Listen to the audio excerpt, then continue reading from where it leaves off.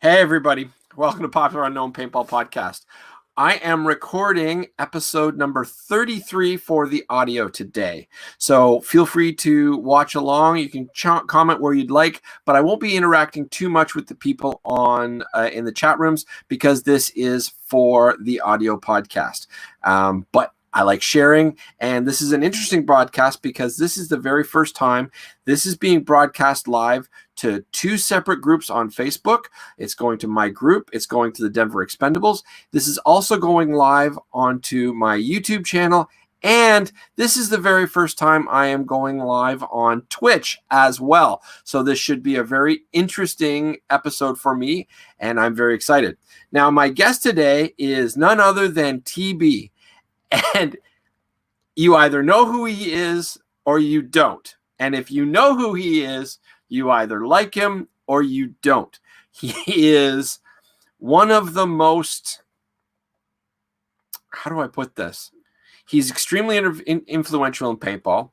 He's left a very large footprint. He has done a lot of things, and he is just the epitome of paintball past, paintball present, and he is leading a charge into paintball future. So I had to get him on because good, bad, or indifferent, I promise you this podcast will not be boring. I promise you. And with that said, I got to bring on the man himself. Hey, TB. Hey, how you doing? How you good? Do you hear what I said about you? I did. Would you say that was on it and fair? The word is polarizing. That could be. That could be. Yeah. There are a lot of people that feel one way. There's a lot of people that feel the other way. I've never heard of anybody that doesn't care. No, that is true. Everyone normally has an opinion one way or the other. That is for certain. Well, welcome to my podcast. I appreciate you having me on. I really do. You know what? I'm really excited to have you on, to be honest, because there's a lot of new stuff that's going on, and you're right in the middle of it. And I'm very excited to talk a little bit, but we'll save that for later because when I said at the beginning, this is past, present, and future. Right. And that stuff's more future, so we'll leave that for a little bit. So when did you start playing paintball, my friend? Well, unlike a lot of people, I played paintball for the very first time in 1989 before I went to the Marine Corps as a poolee. So I was a poolee on delayed entry, and all of the little Marine poolies went to play paintball with our recruiter. And I played paintball then in 1989. Okay. I did not touch another paintball gun until 1999. So I really didn't start playing until 1999. Okay. That's how I count it. So I've had some people tell me, oh, it counts when you first touch a gun. But I pretty much feel like it's when you started consistently playing. And that would have been 1999 for me. In Little Rock, Arkansas, at a field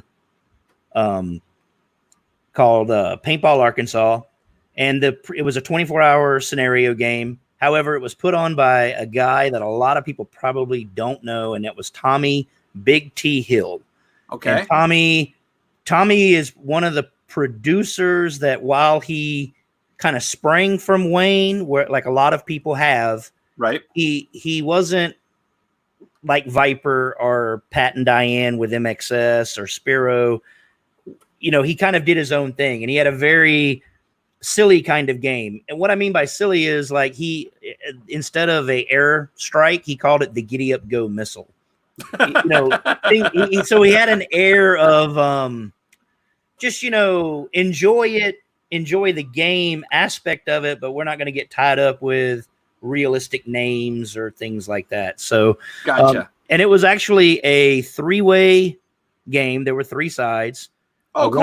One of them was generaled by a female named Amy Mershin. Her call sign was Moo, and she was very well known as a writer. She had written for just about every magazine at the time.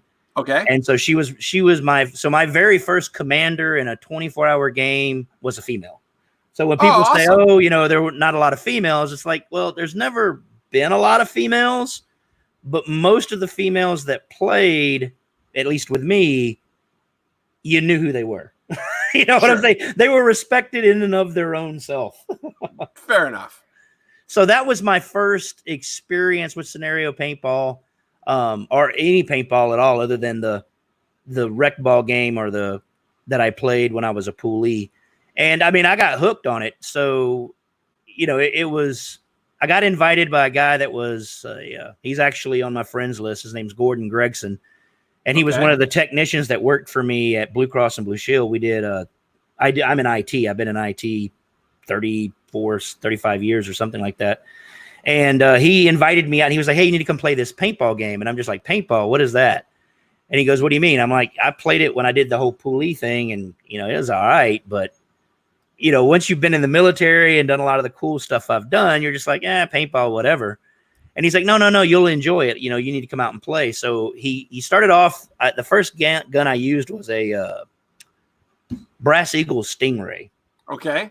So that was the first gun and that was one of his spare guns. But about halfway through the game, he was like, hey, you need to take this. And I was like, what is this? And it was a Bob Long Defiant. And he handed it to me. And I was like, all right, what does this do? And he goes, okay, think of machine gun. Because at that time you could have full auto, everything's uncapped. And I'm just like, all right, cool. And he goes, so now I'm toting a machine gun. And I was like, all right. And so we're on this mission. And he goes, all right, we're going to set up an ambush. You set up the ambush point. And so I got in an elevated position. I sit down. I got my kill zone open. I'm sitting there. I'm waiting. The people walk right through the kill zone. I open up and I go through 3 pods. Now, there's only like 6 people. So think about that. And so I've got refs running up to me and they're going, ceasefire, ceasefire. And I'm going, what? And they go, you're overshooting people. And I went, what do you mean? And I got told this was a machine gun. And where I'm from, you shoot till people aren't there. And they're like, yeah, no, you don't do that. When they raise their hands, they're out. I'm like, oh, my bad. And so I gave the machine gun back and went back to my Brass Eagle, where I didn't overshoot people because that really kind of concerned me. But I mean, when I tell people that story, some people laugh, some people don't. It really was legitimate. I didn't understand the concept. But after that, that's kind of what set me down the path of being such a rules aficionado that I've become known as. I wanted to know all the rules so that I didn't break any of the rules at all. So I could play the game how I wanted. I mean, I still could have been, if he'd have said, hey, you're a machine gunner, but when people raise their hand, they're out, it would have been a different experience for me as well as the 6 people that I overshot. Now, to be fair to that, though, and I'm going to backtrack just a little bit, but I know that when I was a referee, I guess I still technically am. I just haven't reffed in a long time. But I know that when I used to referee fields a lot, I was responsible for the safety briefing. And that was always one of the things that was covered in the safety briefing is when you're hit, you're out, do this, raise your hand, people stop shooting. And that was always part of said safety briefing. Right. There was usually a do not bend, fold, spindle, or otherwise mutilate any of your opposing players. Like that was usually included in there somewhere. Right. Well, it may have gotten mentioned, I'll be honest with you, but like I've determined, full 60% of people don't pay attention. Well, it's on the periphery. They understand it, they get it, but it's until it happens to them. Or they see it, they really don't pay attention. Right. And I think I was certainly one of those people at that because, like I said, I didn't even know what that was. Right. I didn't even know what he had. I just, okay, full auto. This is how you load it. Great. And that, like I said, that's why after then, when my experience, and a lot of things you'll see, I've had something happen and it changes my experience or change how I approach things. So in that instance, after that, I really started paying closer attention to the rules. I didn't get a judge punch or anything like that. I probably should have. The 6 guys, I mean, they took it in stride. I mean, you know what I'm saying? They once they came over and everything got explained, they were laughing. And they were actually my first, not soon thereafter, we hung out. It was the Land Sharks and they were a tournament team in Arkansas still. So they played tournament. So I don't mean to say that they were used to being overshot, but they were used to being overshot. Gotcha. They were used to until a ref says you're out, you just keep shooting. Yeah. And so they took it, believe it or not, they took it really well. I mean, they could have lost their shit really but they educated me, and of course, after that it was, I felt bad. you know but Yeah. but after that, I mean, then I can tell you, like, my fourth game, I got a judge punch. My first judge punch was for CO2, and it was because I didn't understand how you could chrono at 9 o'clock in the morning, and then by noon it's warmed up, you're shooting hot. Yeah. And so I got one judge punch, and then I immediately got rid of my CO2 and bought HPA. I mean, it was just that simple. And that was like 2000, when they were still really expensive, not that they're cheap now, but back then HPA was like $300, $500. Right. That's what I had. So, but I didn't want any more judge punches. Right. And I didn't want to have to walk off the field and chrono, every other hour as the heat fluctuated. Or, if you were, of course, once you got air, you had to wait because, of course, it was cold. And then, you could go chronoed immediately after getting CO2 and it shoot one way. And then, you know what I'm saying? And, and the way it got explained to me by, one of my mentors, who's, is Bobby Goglin as an ultimate ref, it was, it's your responsibility carrying the gun to make sure that you're shooting within the rules. Right. And so after that, that was why I just went ahead and I kind of jumped to an autococker and HPA, and that's what I ran until I was sponsored by Tom K, and then I switched to an EMAG. Nice. But yeah, so I mean, my first game was a Tommy Hill game, a Big T, and then the second game, I went to Houston, and that's when I met really everybody that I dealt with for the next 10 years of paintball. That was when I met. It was a Viper game. Patrick and Diane, Mother and Pac-Man were there with Blitzkrieg, which is a team I wound up joining. And it was based on StarCraft. So you had the Protoss, the Zerg, and the humans. And what I learned at that game was you can't take a video game and convert it into real life when you have people that betray you. So if you know the story of StarCraft, you know that Kerrigan, the chick, eventually becomes the Queen of Blades for the Zerg. Right. And the Ranger eventually betrays him and joins the Protoss. And they brought those characters into the game, and our side was run by a guy named Buffalo from, you probably don't even remember this stuff. You remember the Paintball Light Infantry Brigade? I've heard of it, but it was one of the first little mega team, like almost like SAS is, right, but it was built on a infantry brigade. Okay. So everybody in it were all military or whatever, and that was the commander of one side. His name was Buffalo. Oh, well, by all means, let me go ahead and tell you, he was a black African American. So when people go, "Oh, black guys didn't show up to Wolf," no. There were a lot of black guys back then there too. was lots of black guys playing. It's just anyway. I will be honest about one thing though. I stepped out of paintball a bit, like right in the early 2000s, and I was never really into the scenario thing. Right. I mean, I would play big games because the opportunity was there, or it just looked like fun, or I was going to go meet some friends and stuff. But being into a scenario game really wasn't my style, because I really liked the competitiveness of tournament paintball, and I liked people being serious and bringing it on. And when I went to play a scenario game, and things have changed, like flat out then and now, so different. Oh, yeah. But when I went to scenario games back then, you had a few people that were either scared of tournament players, or they were doing their best to cosplay before cosplay was cool, or whatever the case may be, that just didn't seem to be serious. And I was all about serious. You obviously did not play the right scenario games. Obviously not. Because I can tell you that it's gotten smaller. Right. However, from the 2000s, especially the early 2000s, all the way up to about 2008, it was very competitive in scenario paintball. Right. Now, it was a different competitiveness. And don't get me wrong, there's always been, and it's part of the reason why the polarization of me, because I'm a very competitive person.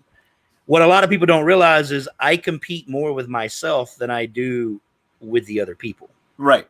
And that's why a lot of times it may come across that I'm too aggressive, but you got to understand I'm being aggressive based on what I've done previously. So what I mean by that is if we dropped your base 15 minutes into the game, well, next game I want to drop your base 14 minutes and 13 minutes and 12 minutes. You know what I'm saying? Yeah, I do. I don't even consider who's at the base. Why are they at the base? Are they having fun? Are they just relaxing? Did they just, you know what I'm saying? To me, it's like, no, I got to drop the base and the base is there. Let's see how quickly we can do that. Yeah. Or, you know, how many times can I drop a base in a game? I mean, and I've dropped a base 27 times in a 24-hour game by myself.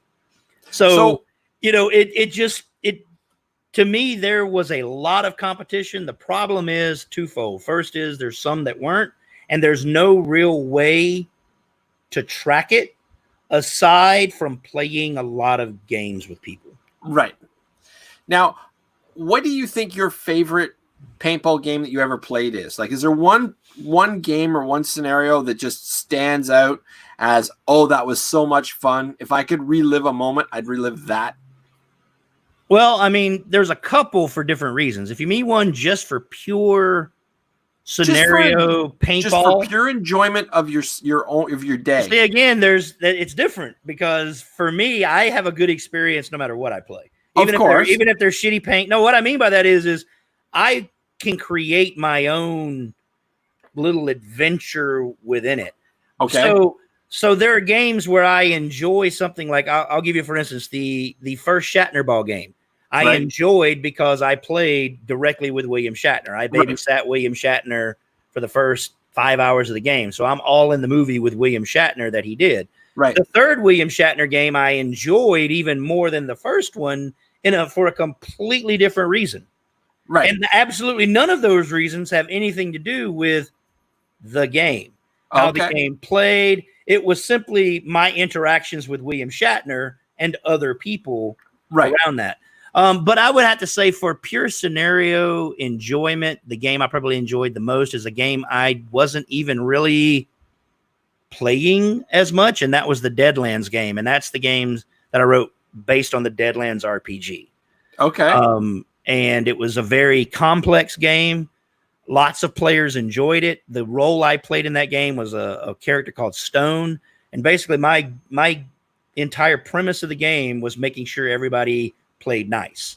And did everything the way it was. And there would be people, you know, there was basically a card around my neck that said, "Don't mess with Stone. He'll kill you." Seriously. And people would still challenge me. And I'd go, "Look, you really don't want to challenge me?" "Yeah, I do." "Okay, fine. Here you go. Boom. You're dead." "What?" "Yeah, I'm not here to be challenged." And I get it. If I was me on the field and there was a character like this, I would certainly be doing what you're trying to do. Don't get me wrong, but here you go. You go have a seat. So, I mean, that was probably the best game I enjoyed it, you know, from a playing pure aspect, but that's closely followed by the two interactions with William Shatner. Gotcha. Now, do you play a lot now? Like now that you're back in paintball, do you play much? No, the last game I played was May of last year. I did my final game. I commanded. And after 20 years, another thing I've learned having been a business owner and a player at the level I like to play at is you can't do both. Okay. There's a lot of people, for good or bad, that take experiences on the paintball field and they carry it over into their real life. And however you made them feel on the field, they carry that with them everywhere. And so somebody that, you know, you shot or you shot out or you shot them ugly or they felt like you did them wrong, they hold that against you no matter what you do. And so having owned a magazine, I mean, I would have people come up and tell me, you know, I would buy your magazine, but you were a dick at the last game. And I'm like, what does that have to do with the magazine? I own the magazine, but 3/4 of the writers aren't me. and they're supporting the producers and the field, and all the field. We had a spotlight field every episode. There was a spotlight field of scenario, and there was pictures and all of that. There was a scenario team. You know what I'm saying? So Right. You're mad at me because I'm the owner, but I'm here as a player. I'm not here as a magazine guy. I'm here to play the game just like everybody else. And, or I'd have people come up and go, hey, I'm a subscriber. Okay, well, you should let me shoot you. And I'm like, what? No, why would I do that? And they're like, well, I support you. And it's like, okay, but one has nothing to do with the other. I mean, I appreciate your support, but you're buying a magazine. Do you enjoy the magazine? Yes. Okay, then I have nothing to do with that other than I'm the guy that prints them and puts them in the envelope and sends them to you. Right. The story I say is, just because you give me $5 an episode or an issue doesn't mean you get to come in my house, drink my beer, kick my dog, and sleep with my wife. That's just not how it works.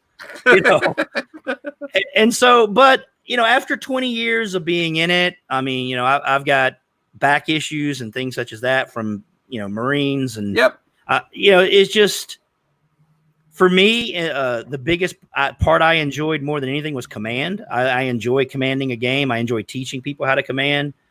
And it's just not good. It's not for me anymore. Let's just put it that way. I've learned that the game has moved on, and there's a way that I play that works for some people, but the vast majority it does not work for.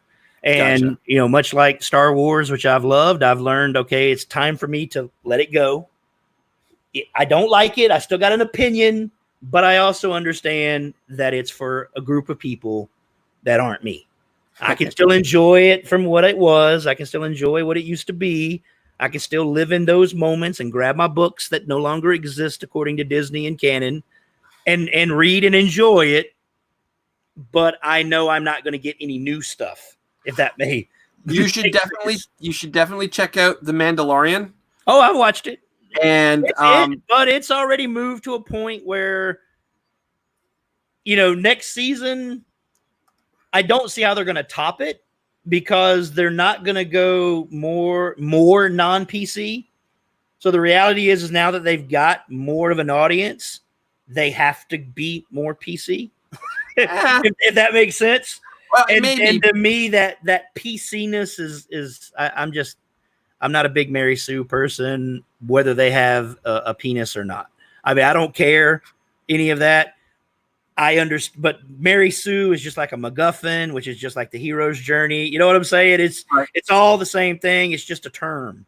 It don't mean I'm part of the patriarchy. So last year was your last game playing. You don't think you're going to play anymore? Probably not until the software launches and go from that. I mean, the games that I have played or are scheduled to play in, I'm not really playing. I'm there helping people with the software, helping them understand the software. Even if they're not a specific Ronin game, we have another app that takes a lot of the experience that I've gained and tries to transfer that outside of the Ronin platform. Gotcha. So I'll be at a couple of games, but mostly because both of the commanders are running that app. And so I'm kind of there to help them understand the app and understand how to command, or at least from my perspective. Right. I'm not the end all be all of command. I have a very unique way I approach it. A lot of that has to do with my autism, but that's just how I do it. So we're trying to transfer that to people like, Bricktop from the Command Bros and Monster from Mutant 313. You know what I'm saying? There's several people. I've got Jason Bryant with Infected and Justin Gleason from the Deplorables. Those are all individuals I've reached out to and gave what they like to call the Book of TB, which is really just a bunch of everybody else's experiences, both in combat and in history and then in paintball and then organized. Gotcha. And that's really all it is. It's a book of organization. We just couldn't call it the Book of Organization. So it got thrown the Book of TB. And I'm like, okay, whatever. Well, before we get into that aspect, I want to stay a little bit more in the playing bit first. That's still a whole lot. Yeah, there's a whole lot. So you started playing with a Stingray. and then you went straight to an autococker, which is a huge learning curve. Yes. Like huge. Yes. And then you went especially back in the early 2000s. Oh, yeah. Before the e-grips and the electronic solenoids. No, I had a 2001 War autococker. Yep. That I actually had I loved it. I called it my binky, like a pacifier. Right. And I had it splash anodized. It looked like the Van Halen, like Eddie Van Halen's guitar.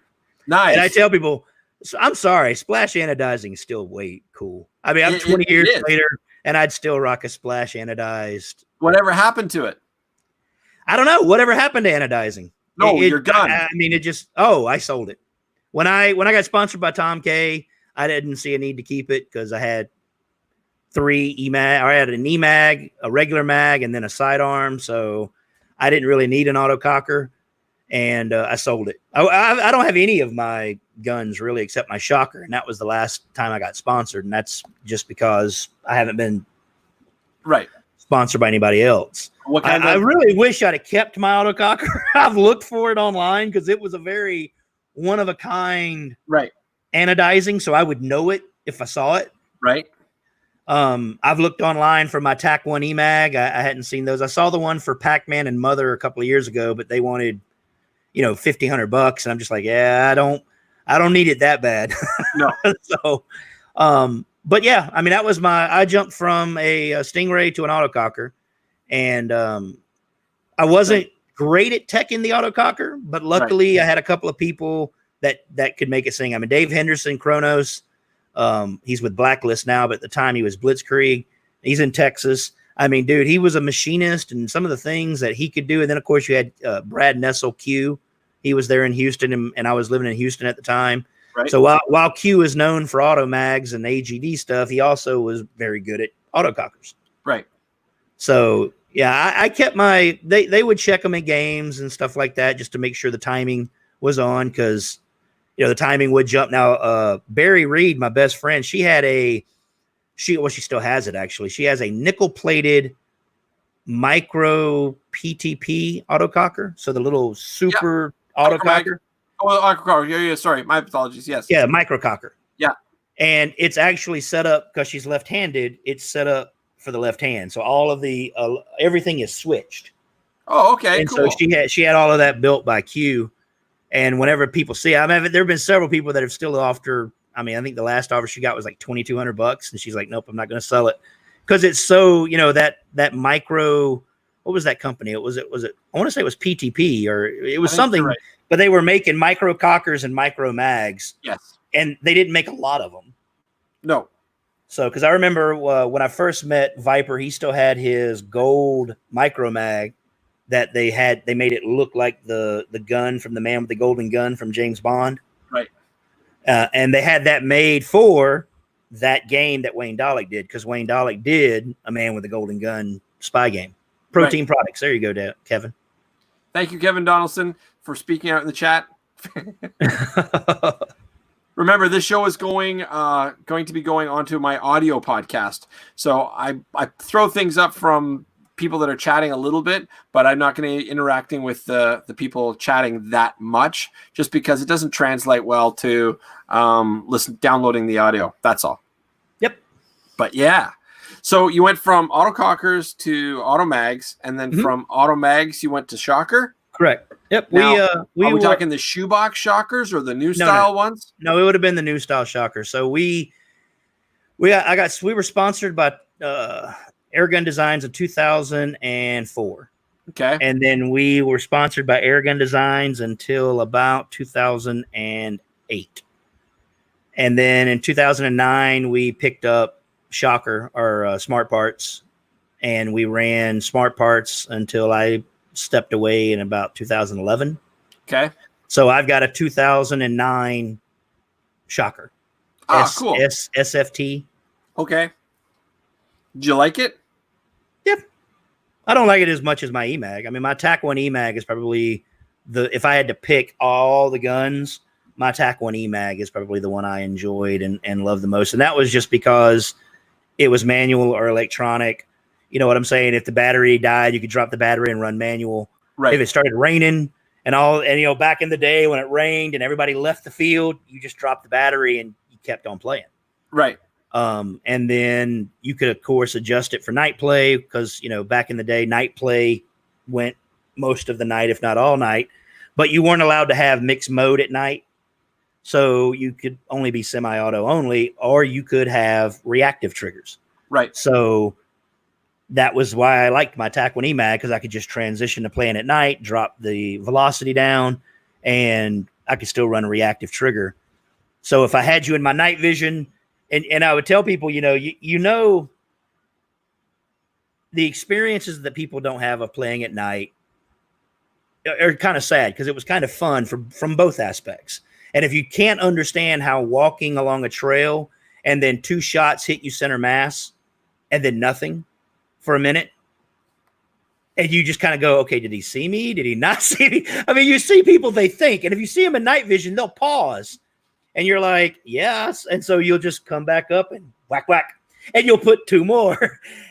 It's enjoyable on both ends. I mean, because that's how I got introduced to it. A guy named Gary Neckers, who taught me how to play paintball with night vision. That's how I met him, as I'm walking along the trail and I take 2 shots center mass and I'm just looking and I'm like, and I hesitated just a little too long. And he was thinking, okay, this guy's not going to call himself out. And then I took 2 more, same exact spot. And I'm like, I'm out. I put my barrel condom on and I started walking, and he came off the field and he was like, I saw you, right? And I was like, oh, I was very aware of it. I mean, when I took the first 2 shots, he goes, well, what were you thinking? I was like, I was thinking, does this fool have me scoped in or what? Because I don't hear him. I don't see him. I don't even hear the shots. I mean, there's just 2 hits in the center mass. And he goes, oh, and I'm like, yeah. He goes, I wasn't thinking about playing on. I was just like, what the fuck? Because I'm in the dark. You can't see me. I can't see you. And he started laughing.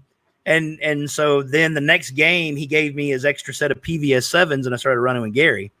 And there's a lot of nighttime fun that can be had that I don't understand why newer players don't want to play at night. I know there's this rumor that it's insurance. It's not insurance. As a producer, I can tell you it is not insurance. It is the simple fact that people don't want to play it at night. Not because I gotta be honest, I'm not a fan of night games, and I am not a supporter of night games. And it's not that it isn't fun, and it's not that I haven't played, because I have, and I've played many, and I've played as a player, and I've reffed them. And my personal beef with night games, and I'm not saying you can't, if people want to suit up and do their thing, I fully believe that people should be allowed to do what they want and take their own risks. But the idea of playing paintball at night and heaven forbid something happen, like their goggles fall off or they trap or they get hurt. No, they did. Trying to yell out over all the gunfire and get people help and trying to rush in. Like, I know that as a referee, my first responsibility is player safety. And so when I'm always watching to make sure goggles are staying on and things like that. And the idea of playing at night, that bothers me on a safety level. I'm not telling people they shouldn't. I'm not saying it's not fun. Right. But nobody does. There's not any night play anymore. Right. I mean, most people play till 8. But here's a question I got for you. Then, how do you like slapsticks? I'm just telling you. Yeah. I've seen more goggles come off since the introduction of slapsticks, because I was at the first game that Viper introduced slapsticks at. Because final battles used to be over the 50. However, it was a take and hold, or you had to play the game. And by take and hold is there'd be objectives at the 50 that you had to own. You had to sit in and own them, or they would play clear the field where you had to push them back. I got to interrupt for just a second. And everybody's going to laugh at me. You're going to laugh at me. I do not know what a slapstick is. Okay. So can you tell me what a slapstick is? Sure. I'm sure you've seen videos, especially of Living Legends. At the 50, there is a piece of PVC. One side is red, one side is blue. And you jump up and you push it. Push pull, slapstick. Yeah, okay. You've got the ones now where there's blue and red or red and blue, and you got to spin them. Slapsticks. Same. Let me put it another way. What they really are, They are an excuse to allow one group of people to overshoot people and another group of people to prove how tough they are that they can be overshot. That is it is. Look at it from a visceral psychological standpoint. Where else in the game could you start running for a slapstick, know you get hit, yet still take 6 more steps, and everybody on one side turn and gun on you, knowing that you're out? They know you're out. They see that you're out.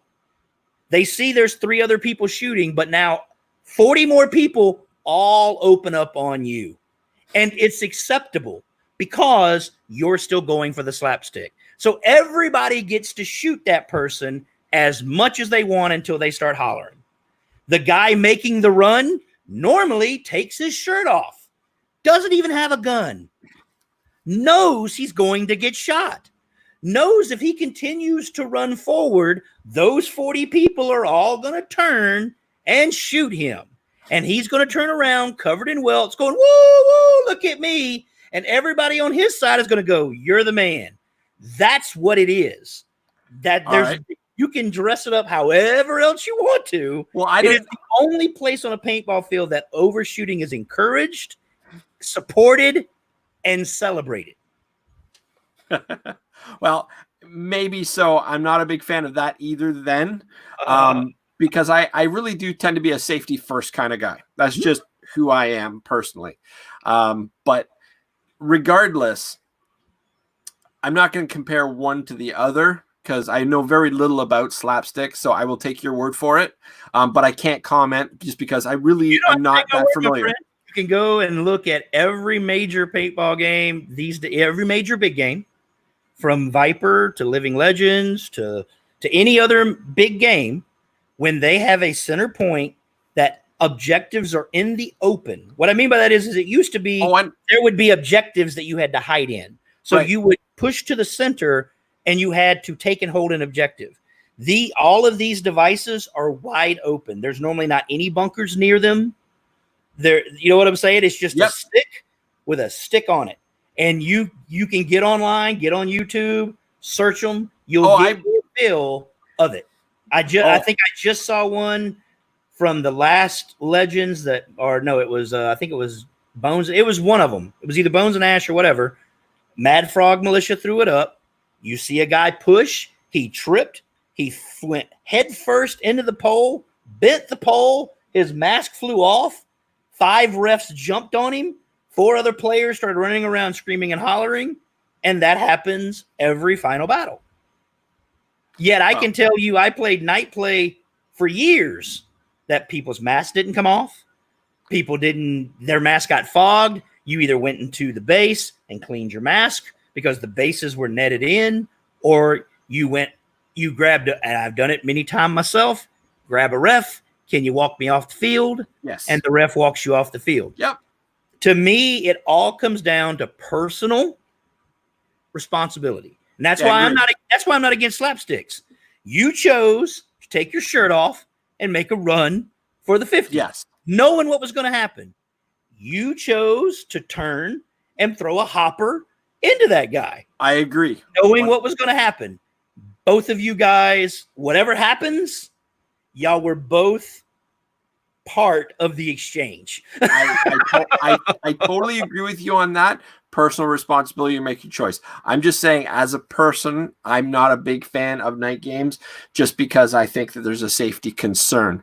But why would you think that? The reason why I say that is really, I mean, I want to get into that because why would you think there's a safety concern? Because I've been the ref.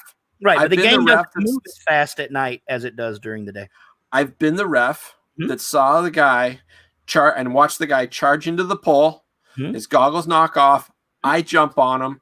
I'm blowing my whistle, and I'm getting stitched in the back while I'm trying to protect that player.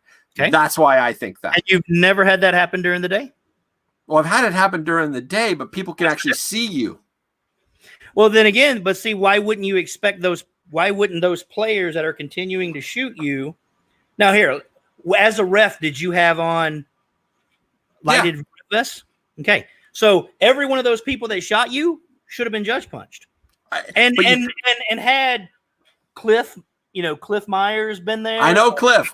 Coughlin, or the discipline lords that have been there as a reffing team. I was the discipline lord.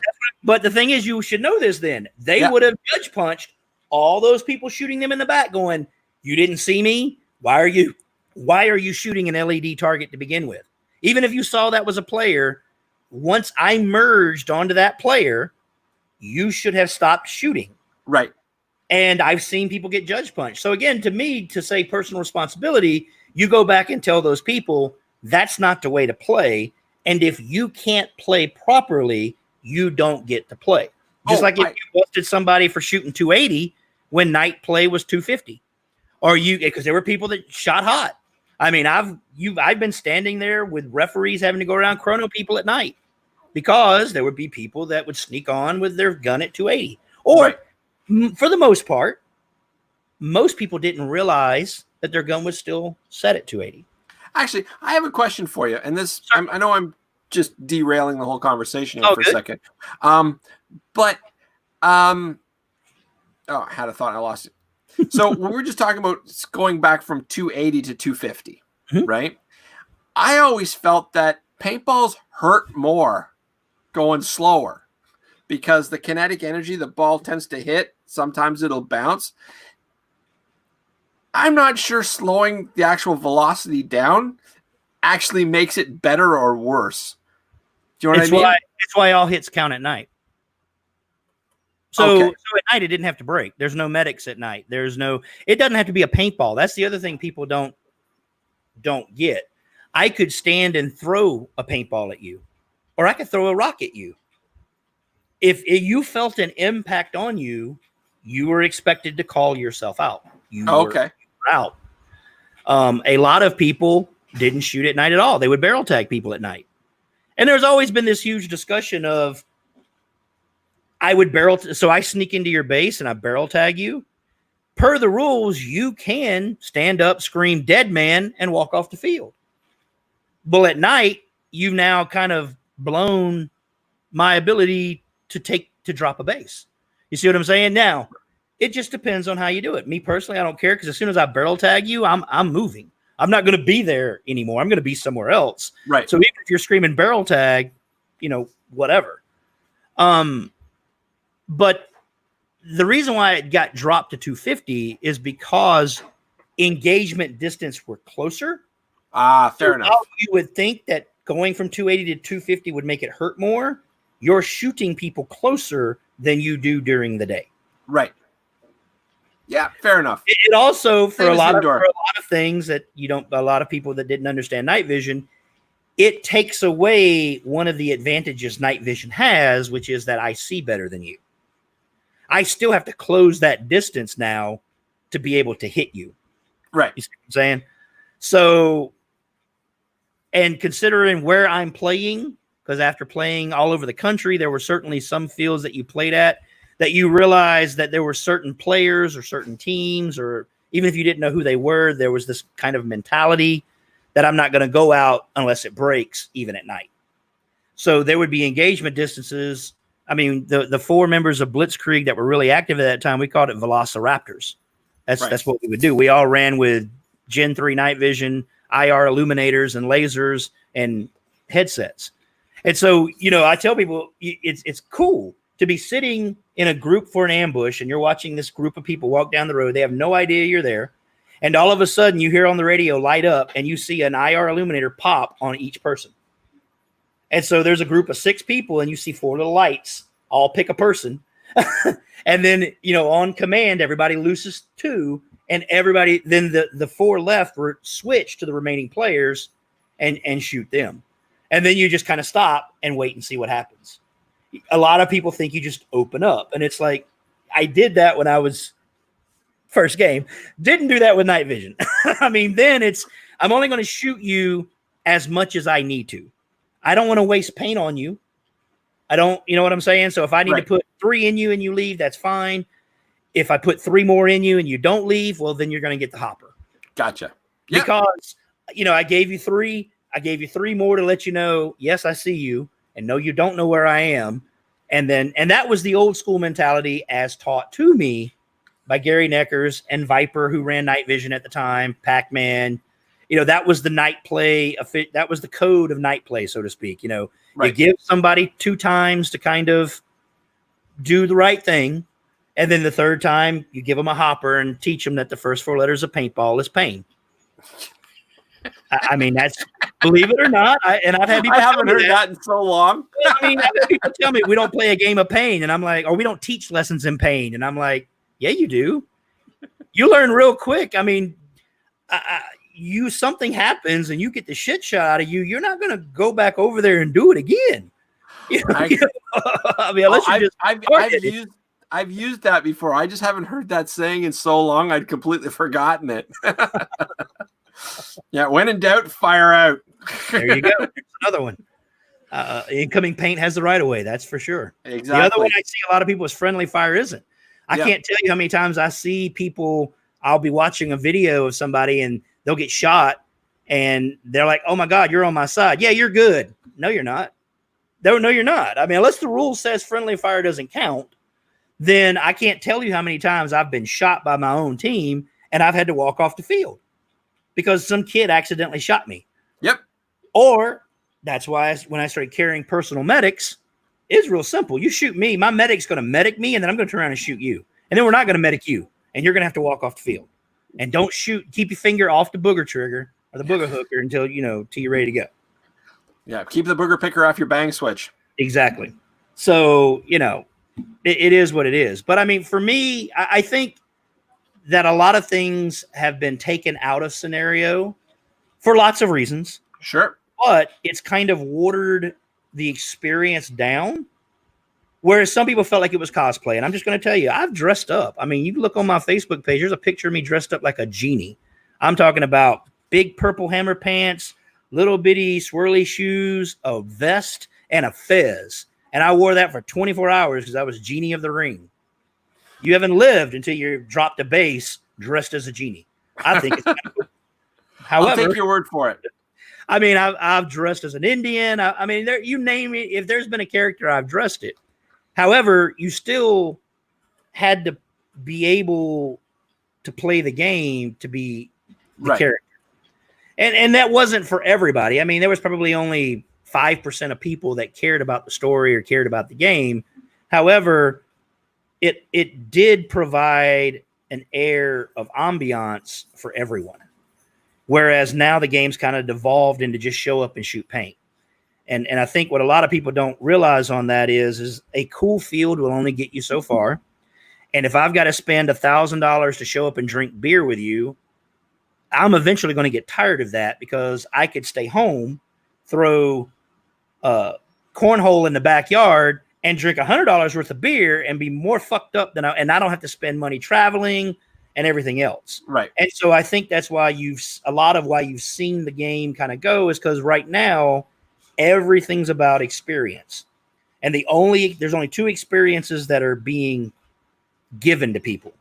Show up, pull a trigger, love it, which if you don't understand that people are trained from birth that aiming something at someone and pulling a trigger and something coming out at them is ingrained into you that you don't do it, why would you think they would enjoy it? You know what I'm saying? There's a lot of people, well, should I enjoy this? I've dealt with a lot of newbies with, I shouldn't feel this good shooting these 6 people.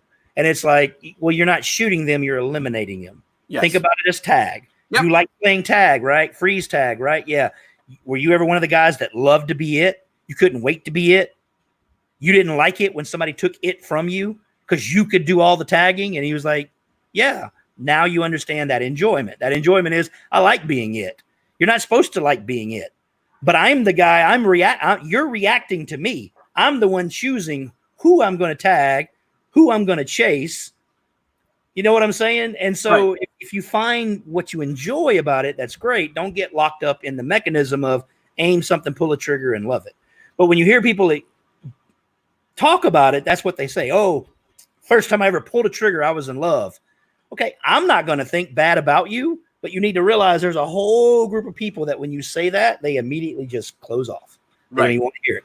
The second one is show up, drink beer, and hang out with your buddies and throw paint. Well, again, the throwing paint eventually becomes show up, drink beer, play golf. Show up, drink beer, play disc golf. Show up, drink beer. You see what I'm saying? Yeah. Oh yeah. That show up, drink beer becomes what it's about, not the activity you're doing with it. And so there's got to be more to paintball. I mean, when I started playing, there were teams that, like the Doom Troopers, they were known for base security. So if you were going to general a game, you got them to guard your base. And that's what they did.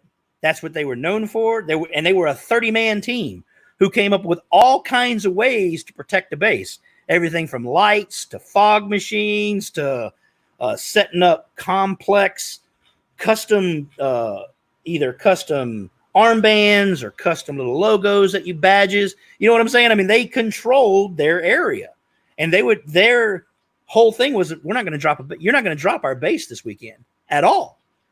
You know what? And they would throw that out there. So of course, then there would become teams that all they wanted to do was drop the base. They became you know what I'm saying? And so that's what they were known for. All about the base, about the base. And then you, of course, had mission teams. You had teams that did nothing but run missions. Right. So, of course, with everything at the time being mission, counter mission, you had mission interdiction teams that stood up, that all they wanted to do was hunt missions. They wanted to hunt the mission squads. Those things have kind of gone away. Now everybody wants to run missions, drink beer, shoot paint, and kind of go away. There's no specialization. There's no real. What do you think? What do you think the coolest? I shouldn't say what the coolest. However, sorry, I'm looking. I have a question in my head. I don't know how to word it. You can tell I'm a professional, right? Is there a team that stands out as just being one of the best? I mean, I'm sure there's lots of teams that jump out, but is there like one team? Because I know that this is when I was writing the article about Yeti Squad, which is Mike Goodeve's team. I was really fascinated that they have this giant trailer, which is awesome. But gear doesn't make a team, right? That's what inspired me to find out more about. Some people would certainly say it was. I've been told over the years that my level of success was because we had night vision and because we had radios, and we had the good guns. I mean, I mean, people use those things as excuses, but I agree with what you're saying. But my point is, you can't give a radio and night vision to my skull mug here, and the skull mug win. Do you know what I mean? So gear doesn't make the team. No, you still got to have the desire and the understanding of the game, and the best part, the discipline to play the game as it needs to be played. So was there a team in your experience that they'd show up, and you just sort of look at them and you'd be like, wow, like just these guys are what it's all about? Besides my own? Yeah, your own doesn't count. I mean, there were several based on the era. So, you know, when I first started playing, the teams to watch out for, the teams that were really known, was Joint Fury. Joint Fury was probably one of the biggest teams. It's from the Northeast, from EMR. That's where it started. And really what it was a group of it was the first mega team. So it was a bunch of little teams that all decided to get together when they showed up at a game. Cause back then there was Wayne Dollick. That was it. Wayne Dollick did 4 games a year. 2 in the South, 2 in the North. That was scenario. So that was scenario for the Wayne Dollick lineage. I got to say that now because I've discovered that while the Wayne Dollick lineage is probably the biggest and the one most people know, there are all kinds of other scenario lineages where people were running scenario games all across the country. They just weren't tied into the magazines and the online persona with the forums and all of that. Right. So I say the Wayne Dollick lineage just so people know people that played those games. But Joint Fury was probably one of the first. That's where Dave Sileo and Nightmare Tango, they were a Joint Fury team before they left Joint Fury and went over with RTD. But if I had to pick one individual team, it would be Nightmare Tango. Nightmare Tango was for the most part, they had 5 or 6 people, but most of the time they fielded 4 people. And for 4 people, they had probably a bigger impact on a game than most 15 to 25 man teams at the time. Why? What did they do that was special? They were relentless. Well, I mean, here's the deal. All I mean, right. Dave Sileo. I mean, Dave still he plays for the Master Blasters. If Okay. Kevin's still watching, I'm sure Kevin will tell you what a monster Dave Sileo is, and he's in his 50s. You know, I've played with Dave. Dave was on Thunderstruck after he left Nightmare Tango, and I can just tell you that Dave Sileo is hands down probably the best scenario player I've ever seen. I mean, just he's a 50-year-old guy that plays tournaments now and still beats the shot of kids 25 and 30 years old. I mean, so he's very driven. He still works out a lot. Right. Back then, he was even more driven. I think he was a former scout in the Army. But Nightmare Tango, the four of them all knew each other. They hung out. They practiced together. They played together. They worked out together. They ate together. And Dave, for the longest part, Sileo's an animal. I mean, when Nightmare Tango, when I first met them, they were very closed. What I mean by that is it was the four of us are going to go play this game, and then the four of us are going to leave, and we're going to go eat. You know what I'm saying? There wasn't a lot of, I'm here with everybody. They had what they wanted to do, and what they wanted to do was impact the game at every level to where you knew that was Nightmare Tango. When I generaled against the team, they went up against it was called Rule the Day, Rule the Dark, RTD, and RTD was probably the most successful mega team. I mean, they had almost 200 people. That was their team. So when their team signed up, you had 200 people because there was about 9 teams spread out amongst those 200 people that all played together as RTD. And they were against Joint Fury. And while Joint Fury was the original, Joint Fury at that time probably only had about 60 people. Well, for 2 years, RTD was undefeated everywhere they went. No one could beat them, not just because they had 200 players, but because they were organized. The team captains all worked together under a single person who ran everything, and they just beat people's asses and was the king of the mountain. And the greatest thing about them, and Sileo was part of that, was the king of the mountain was come kick me off. And so I spent a year recruiting all across the country where I would tell people, you can play your A game. This game where you come up, okay, you drop the base, let's pull back. All right, let's give it to this. No, this is 200 people. They've been playing for 2 years. They're undefeated. They're saying, come kick us off the mountain. No quarter asked, none given. Now, it wasn't a hard, again, people think that kind of statement these days is negative. Friday night, everybody was drunk. They were so, we got them so drunk that 2 of their command teams didn't hit the field till 3:00 because they were hungover. I used the drinking as a weapon. We brought them all kinds of free alcohol and, 3 shots for them, half a shot for us. The game on started months before. And then, of course, once we started the game, I had an entire group of former military. There were 27 of them that their entire job was to hunt Nightmare Tango. And Nightmare, of the 5 missions that site completed, because it's one of the records I hold, is that least amount of missions allowed. They only scored 5 missions the whole game. All 5 of them were done by the 4-man team. Hunted by 27 people whose entire job was to kill those 4 people.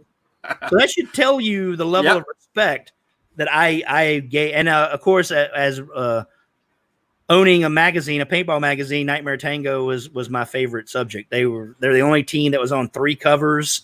I did an article on Dave. I did an article on Nightmare Tango. I was a huge fanboy of Nightmare Tango. Awesome. Just simply because of the dedication. I mean, that's really what it comes down to. All of the skill sets, all of that requires dedication to get to. And so if there was one team I had to pick out of all of them, it was that. Later in the 2000s, you're looking at teams like Delta, First MG, First Mercenary Group out of the Midwest, for very much the same reasons. They wanted to make an impact on the game. So to me, any team that shows up, understands the game, and wants to play the game from start to finish, and at the end of the game, you look at that team and go, damn, if they had not been on the field, this would have been an entirely different game. those are the teams that have always kind of caught my eye. Right. Especially if they did like 1MG and Delta, where they kind of took the Thunderstruck model and we became national teams, meaning we didn't go to a region. We played anywhere we could, because the statement, you've heard this, I'm sure, is it better to be a big fish in a little pond or a little fish in a big pond? And to me, totally I want to be a little fish in a big pond, because eventually I'm going to grow to be a bigger fish in the big fucking pond. Yes, exactly. And Totally agree with you. I'm going to get that. International gunfighter and professional show off. That's me. So, now I have a question. I'm going to change the topic just a little bit more, but this is going to lead into the following topic. Is Wright? I said I've got another question for you. I'm going to change the topic a little bit, but it's going to lead into the next topic. Right now, what do you think the coolest new tech is? Shouldn't say tech, but like newest gizmo that's commonly used in paintball. Like, I know that there was those, I can't remember the name of the barrels. It's got the rubber on it, and it's got the little nib so it can cause paintballs to hook and stuff. Oh, the Flatline, and then you had Apex barrels. Apex, that's what I was thinking. Yeah. And then there's, everybody knows what a first strike round is, and those have really changed things. What do you think is right now? What do you think is some of the coolest stuff in paintball? And then once we're done that, we're going to start talking about what the coolest stuff is coming forward, which you're the expert with. I mean, some of the coolest stuff right now, you've kind of touched on. I mean, that's first strikes. And then probably the second one would be pistols. For me personally, I mean, I'm really sad that the law rockets kind of went away. Now, I again, this is where you start down this slippery slope of safety. I've been in games. I've been shot point blank with a law rocket. It's a Nerf ball, and it's done nothing. Did it sting? Not really. It was mostly I was surprised by it, or you're shocked by it, or you weren't expecting it. I tell people before, MXS was the first one to roll those footballs out, and I remember the first time Pac-Man and Bobby Goglin were standing there, like, okay, I was the first guy to get shot with one to see how safe it was. Well, I'm standing there in Pac-Man's backyard. I got these goggles on. He pulls this big tube up, and I grab my throat and I grab my nuts because I don't know what is going to happen. And he shot it, and he intentionally shot it and missed me, but it went by my head. And yes, I saw this big fucking thing coming at me at 200 feet per second. I hear it hit a metal shed behind me, and I'm like, hell no, fuck you. We're not shooting that. No, not going to happen. Not even going to happen. And they're laughing. And they're like, all right, let's go try it again, but this time turn your back. And I'm like, okay. So I turn my back. I still grab my nuts. He shoots me in the back. I'm like, that was it? You shooting the same velocity you were? Yeah. Okay.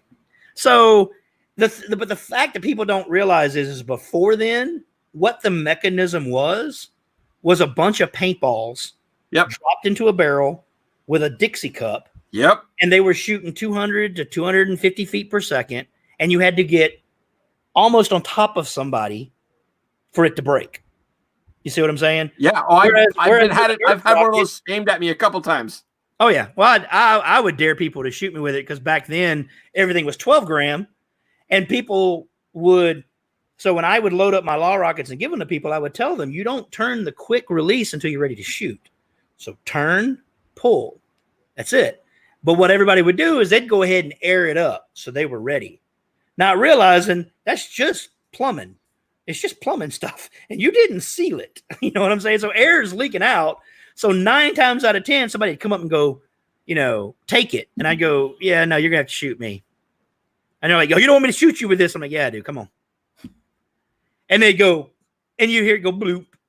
And I mean, again, I know why people don't like me, but I would do things like then I'd pull out a 12 gram and go, oh, man, if you just had one more of these, right? If you had just one more 12 gram, you could stop this helicopter from hitting your base. All right, let's play a game. Let's play, can you catch this and change out before I hit your base?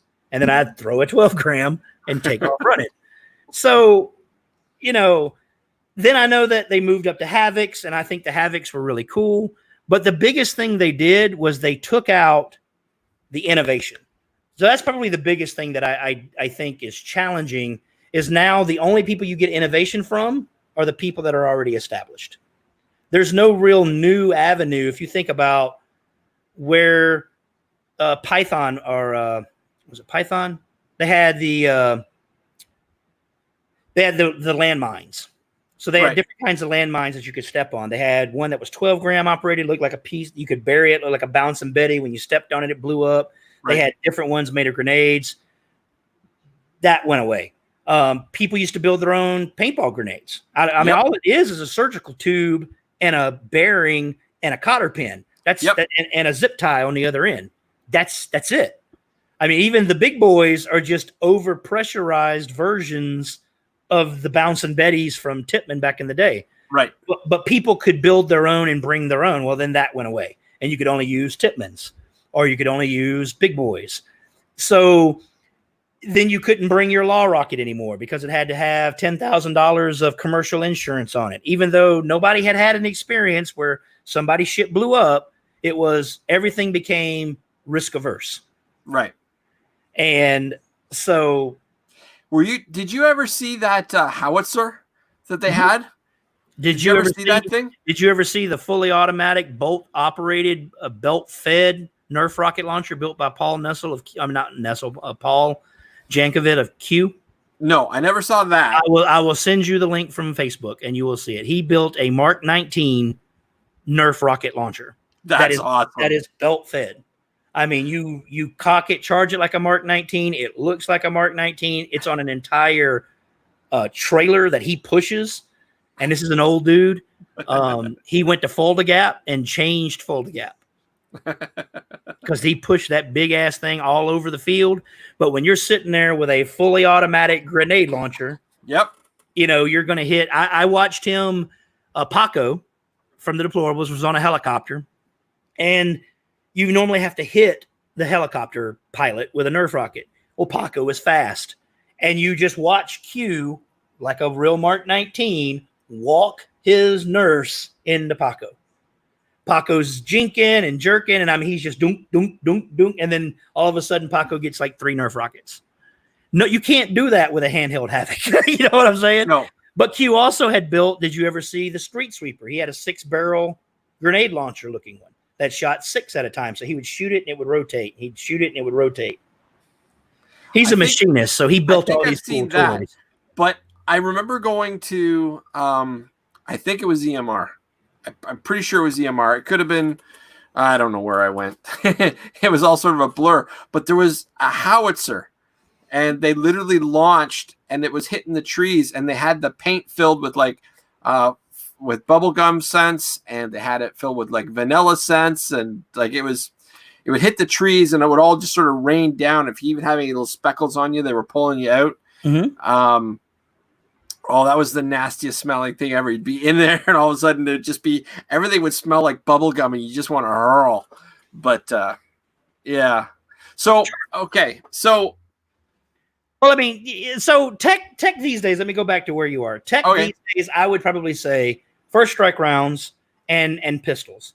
I like the fact that pistols have come a long way. I mean, I remember the first pistol I played with was a Sidekick Semi, which was basically built by the Mayberry Marauders, the Goob and Gome. I mean, Goob was an actual rocket scientist for Huntsville, Alabama. Right. And he built this injected, molded looking little 12 gram. It looked like it actually worked kind of like an auto mag on the inside. Right. But that was the first. And then you moved into, if you remember, the Zeus's and the PT Extremes and the Palmers. I mean, if you think back to where pistols were, we had it's basically a spider with a clip on top with a spring. Right. Remember those? Yep. You know, it's come a long way. Even I still have I've got 2 Tiberius pistols that I carry, but even Tiberius is kind of old tech in comparison to the TPX and then the First Strikes and those kind of things. But probably right now, I think the biggest tech is Baofeng radios, and that's because they're super cheap. So you've seen the communication level go way up because of everybody's got a Baofeng radio, and pistols with First Strikes. Because, you know, and then, of course, the dedicated sniper platforms. I'm really interested in those, even to the point where in the Ronin games that we're doing, we're looking at building, instead of current scenario where a sniper is a card, meaning it's line of sight. I see you, I tell a ref, hey, I'm sniping that player, and give him a card, and the ref goes and tells you you're out. I want to allow snipers to do that with their dedicated sniper platforms.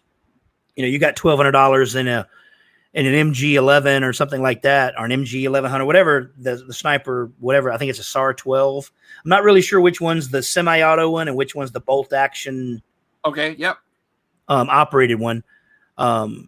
But I want to start trying to give people that bring those guns that they're spending $1,200 on dedicated targets, dedicated things that they've got to do to really take that into play. Because I think, right now the biggest bitch is you shot me with a first strike round. That seems to be the biggest complaint when you're the guy getting shot. But when normally you're the guy shooting people, it's all good. So, but I would have to say radios, pistols, and first strike rounds are probably the newest, the biggest tech going on right now. I could be wrong. I mean, I haven't seen any guns that have really brought any new tech, or they've gotten more efficient. I haven't seen any new air systems. They've gotten more efficient, but they're not new. And even hoppers, they've gotten more efficient, but not that. I mean, I guess you could say milsim or box loading or mag-fed, but mag-fed's been around a lot longer than people think. I mean, I had a mag-fed Armotech gun in 2003 at Oklahoma D-Day. That was a 30-round clip fed. I mean, the way the magazine, it looks almost identical to what they've got going on now. And Armotech became WDG or something like that. And then they became something else. But I mean, they were doing milsim long before milsim was cool. Yeah.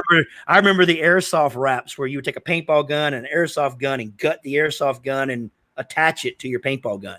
Yep. So that your paintball gun looked like an MP5 or an AK-47 or a Tippmann or a Thompson submachine gun or whatever. I had one of those for D-Day. I dressed up. I ran 82nd Charlie Company, Easy Company. So I was the commander of that, and I wore my full World War II paratrooper outfit, and I had a air gun designs with a hypermag frame on it inside of a Thompson submachine gun body. That's awesome. Shooting the warp feed. See, and that's the thing, warp feed, where, you've got what do you call that? What's the big box you wear on your back that carries? I'm not sure. You know what I'm talking about? I know what you're talking about, though. I absolutely know what you're talking about. The new auto-loader. But, I mean, I remember when warp feed was innovative. Yes. And everybody loved the warp feeds. That was actually Sileo's nighttime gun. He called it the baby. It was a regular mag, so it was an air gun auto mag, right? And it had the warp feed off to the left, and then he had a hopper on top of that, and then he mounted his night vision, strapped them down with zip ties and stuff like that. But I mean, but there's still not a significant amount of new innovation. Right. There's some that are out, like where people are taking the Crossman pistols and are 3D printing. I'm starting to see that as you can see right here. I'm real big into 3D printing. Right. Everything behind me has all been 3D printed and that. So I think, and if you get on Thingiverse or something like that, you'll see there is all kinds of paintball stuff. Yes. Everything from you could print your own loader if you wanted to print your own loader shells, grips, parts, barrels.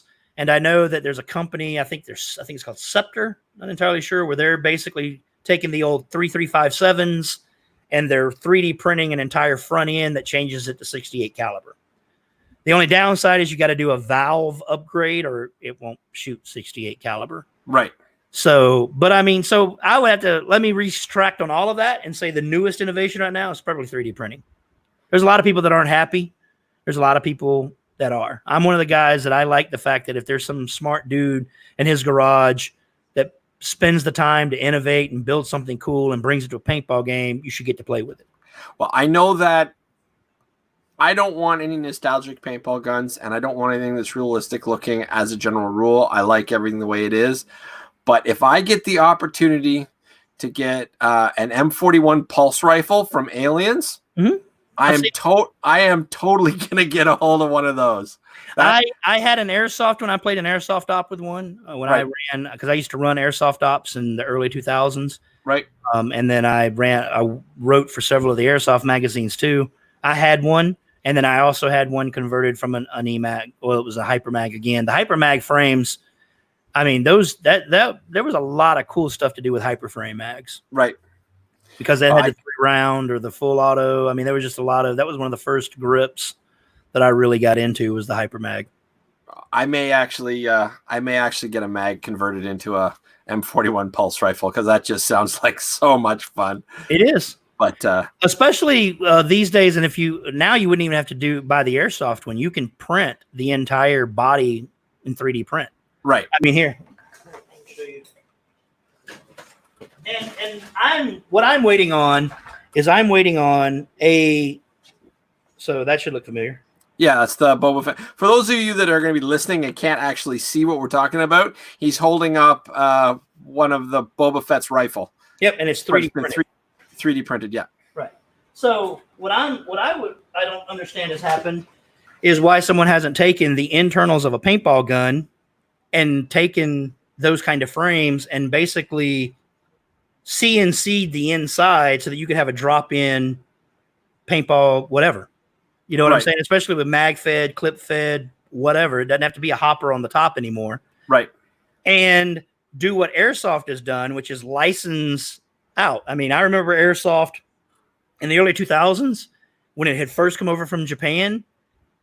Everything was bootleg. You couldn't when your Airsoft gun came from Japan, customs would go in and with a Dremel off the logos. So you'd have a 1911, but all the Colt logos would be dremeled off. Right. And you couldn't have them on there. So people were buying parts secondary and putting them back on. But then one group, Red Wolf Airsoft, got with Glock and said, hey, what do we got to do to license your stuff? And that's when that started. And the next thing you know, now you can get Glocks and, HKs and all of this stuff, and they're licensed. I don't understand why that went away. I mean, it was starting to go that direction in paintball, but then it just kind of went away.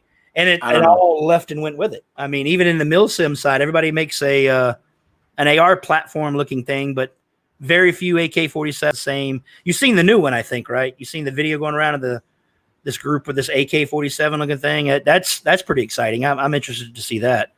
But I would have to say 3D printing is probably, to answer your question all the way back at the beginning, 3D printing is probably going to be I think that's the most current one because it's been around now in paintball for about 2 years. And people are 3D printing all kinds of stuff, everything from mines, law rockets again, since Metadyne went away, and now there isn't really anywhere to buy law rockets anymore. Okay.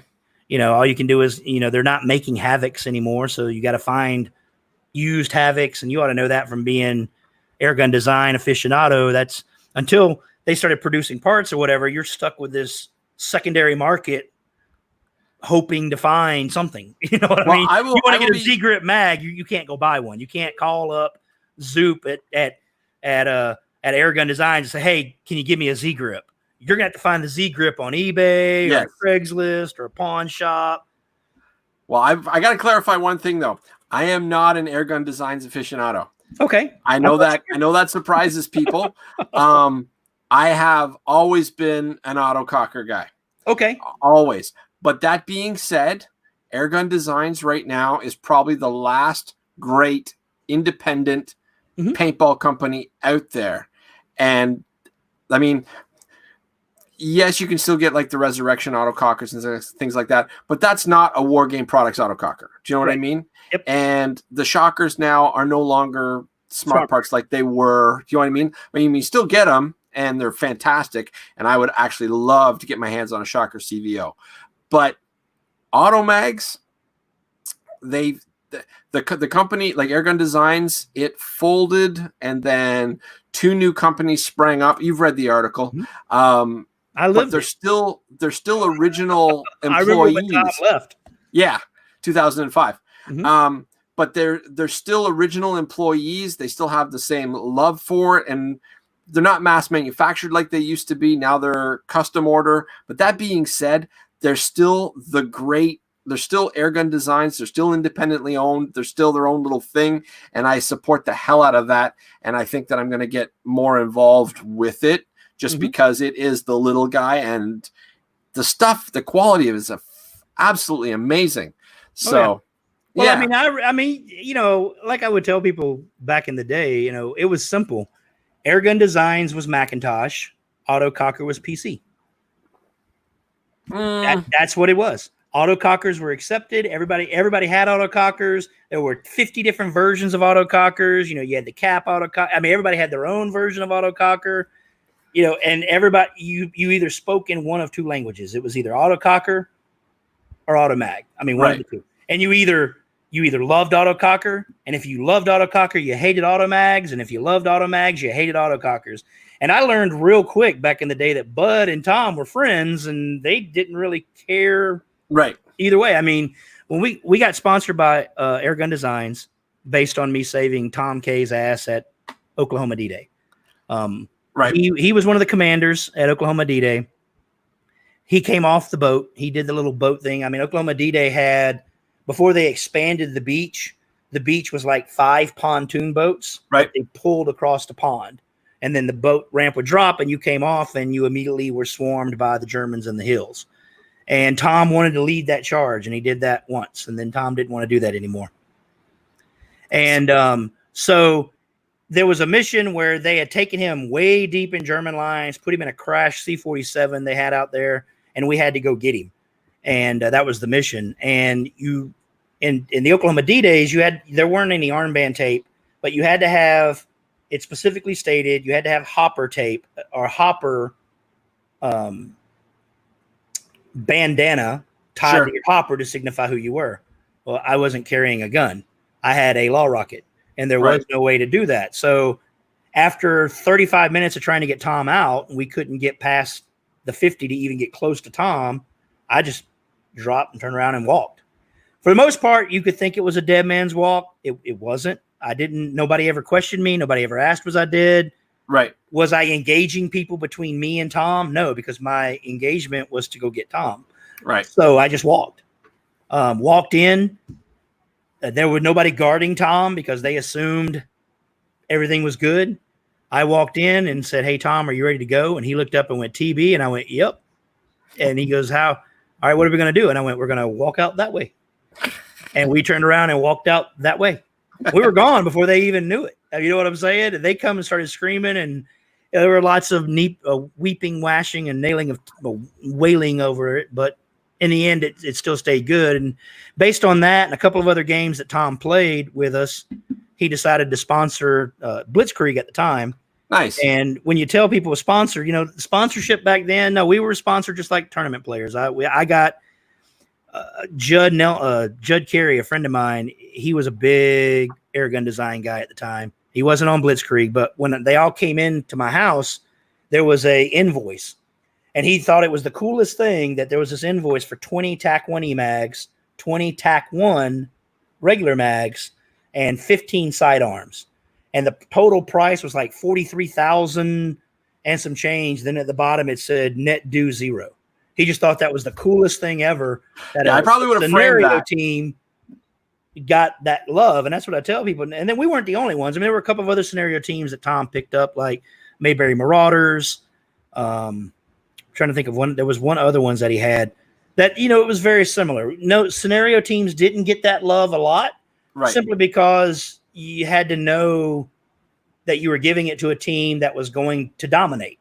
Right. That's what you want. You wanted domination. I want somebody to look at your gun and go, okay, you're getting the success you're getting because you're shooting that gun. I want to play like you. So now I'm going to go buy the TAC-1 mag. Yep. Even for people without night vision, you can still mount all your other things on it. Right. But we were heavily involved with the TAC-1 design, the body.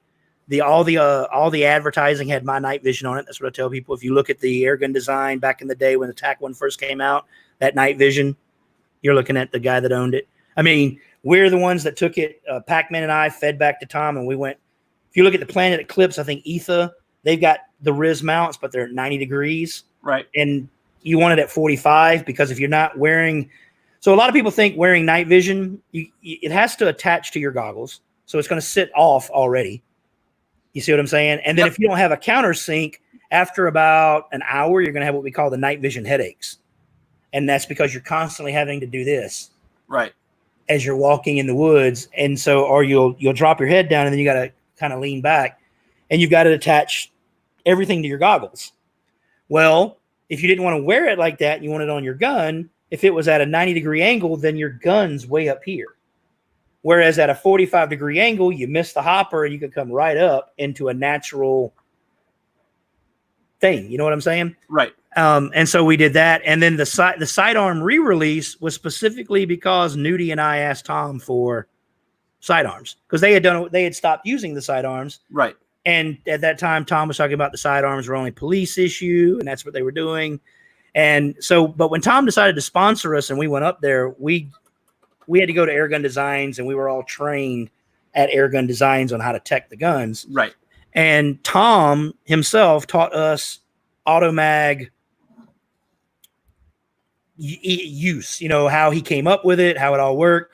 And I tell people it's kind of funny. Tom's one of these guys that he can come across in a way that most people would think is very braggadocious, but it doesn't come across that way because he would be sitting there and he'd turn around and he'd start drawing the EMAG and the level 10 and how it works, what it is. And he'd turn back to us and go, now this is just fucking genius right here. I just can't believe I came up with this. And then he'd draw this other piece and you'd be like, that is genius, dude. And so he took us on a tour of the factory, and I don't know how it is now, but then they had this whole warehouse full of nothing but parts. Right. And Nudie and I were walking through and we saw these sidearm bodies. And we're like, right now, we're sponsored by you with TAC 1s, but we're still toting, at the time they were the PT Enforcer. Right. And I was like, I'd love to have a sidearm. And so Tom was like, okay. And so he built us 3 sidearms right there and handed them to us. And so we got back and the team was like, well, we all want sidearms too. So Tom did this poll and was like, hey, if I brought the sidearms back, who would want it? It's still going to be expensive. It's still a $400 pistol, but there were a lot of people that wanted sidearms. So they re-released the sidearms for a long while. But yeah, I mean, I love autococker. I love Bud. Bud's a great guy. I've had Bud on my show. I've had Tom on my podcast. So, I mean, I've known him a long time. But when I tell them you were the PC and you were the Apple, they kind of go, yeah, if you look at it. I mean, you could see Macintosh because quality always boots without getting viruses instead of quality always shoots straight. You see what I'm saying?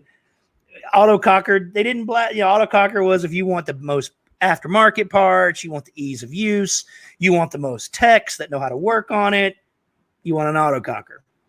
That was kind of when you get a mag and you open up and there's all these parts you got to go get from Radio Shack to build to make your shit work. Now we're back to the Macintosh level. You know what I'm saying?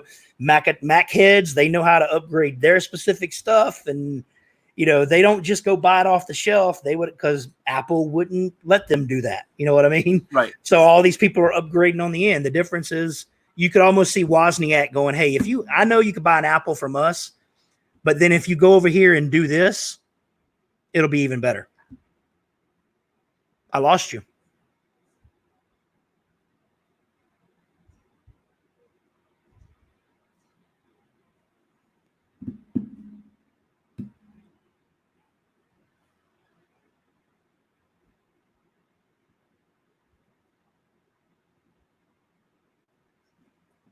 Hey, bud. Hey, you're back. I do not know what happened. Is the show still going on? Am I supposed to dance? I do not know what just happened. I just got a flash. It said Facebook is no longer doing stuff, and then everything went south.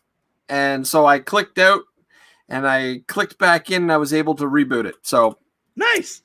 Anyway, well, on that note, there is one last thing that we need to talk about real quick, and that is Ronin.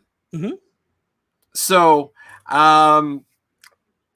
let's touch on what Ronin is, because we've talked about the past, we've talked about the present, and Ronin is definitely the future.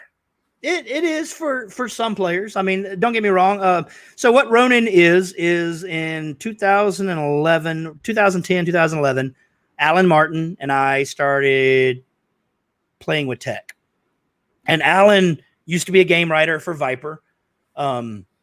When I was a game writer for MXS. So we've written scenario games. We understand gaming concepts. We're both RPGers, and we like playing first person games, and we like playing strategy games and stuff like that. So we started looking at gaming concepts and what to do with tech. Right. So 2010, 2011, we started with Sherwood Forest and Low Country Paintball. Those have always been working with us. Because they have cell phone towers on their field. And that was where we started 10 years ago. We looked at RFID. There's all kinds of problems. It doesn't give you what you need. Cell phones at the time weren't. I mean, we tried iPacs, the little compact, little goofy phones. I mean, we've looked at that. We've looked at the original tablets. We looked at Chromebooks. We looked at laptops. I mean, we've done all these different iterations of how do we take what Ronin is, which is basically just a gameplay method, and add tech to it. Right. So go ahead. So for those of us that don't know what Ronin is, I mean, I barely know what it is. I know a little bit because you and I have talked a bit. But I'm sure that if I don't know, there's a lot of people that have no clue. Right. There's a lot of misconceptions. What is Ronin? Ronin in itself is a game platform. So what I mean by that is we've taken the approach, just like Stormwind or Unity, any of these particular game platforms that are so if you play Counter-Strike and you play Half-Life, it's the same game engine, two different games. Right. But it's the engine that runs underneath it. That is what Ronin is at its barest level. We are a game engine company.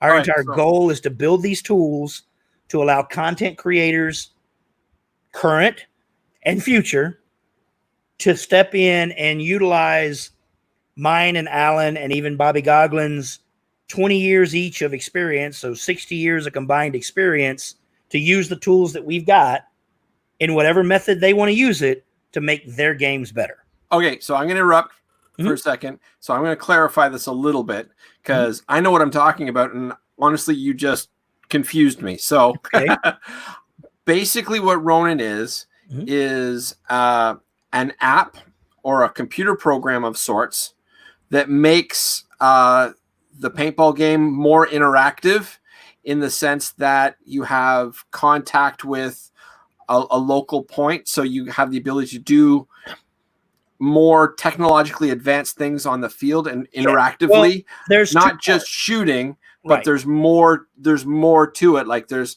location tracking possibly, or like live chat, like text streaming, or like there's two parts. One part is what we call Warlord, and the Warlord app has absolutely nothing to do with the Ronin game platform.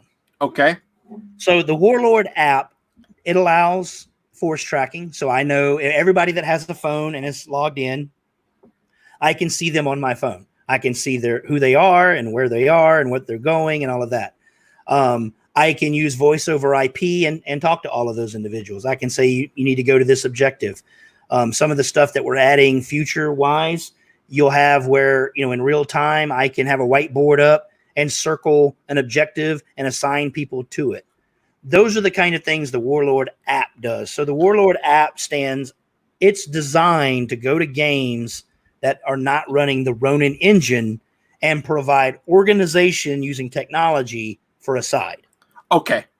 So rather than everybody having to have a radio and a Baofeng radio, and like I mentioned that it's a big equalizer, there's also lots of problems. And that's if a commander is on one frequency, then everybody's got to go reprogram all their radios. And then you got to decide who's going to carry 2 radios, and the commander's got to have 8 radios for every team that's got their own sub channel. Right.